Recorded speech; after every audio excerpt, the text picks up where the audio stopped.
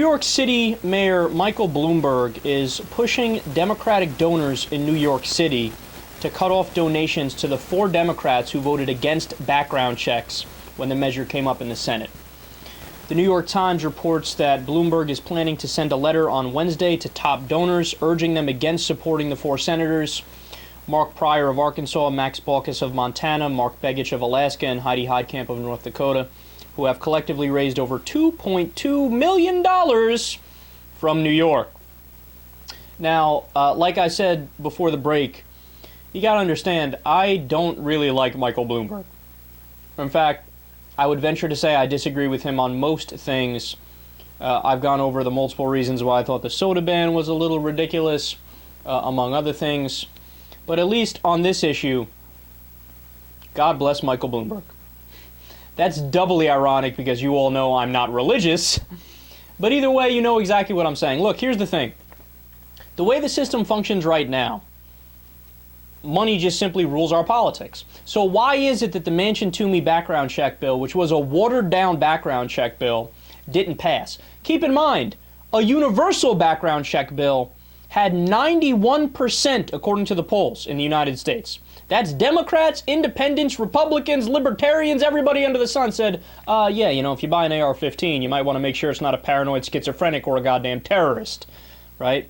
So the reason why it failed, even though almost everybody in the country wanted it to pass, is because the gun manufacturers fund the NRA. The NRA pays the politicians, so the politicians stonewall any legislation. When I say any, I mean any. You want to talk about loopholes? Manchin-Toomey was riddled with loopholes. In fact, it would have been almost completely ineffectual. I mean, maybe it would have stopped some gun crimes.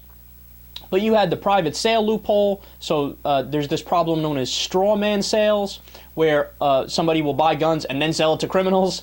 That would still exist because they don't check personal sales. There were, all they closed in the bill, I believe, was the online loophole and the gun show loophole. So, I mean, you could drive a Mack truck through the ways to get around what was happening. They criminalized the idea of a database.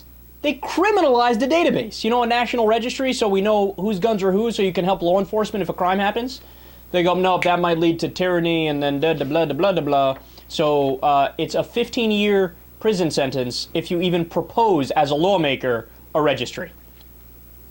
I mean, the bill was so watered down to get the votes of the people who are paid by the NRA, and they still said no. That shows you how much money affects politics. So what is Bloomberg doing? He's going, all right, well, if these are the rules of the game, I'm going to play that game.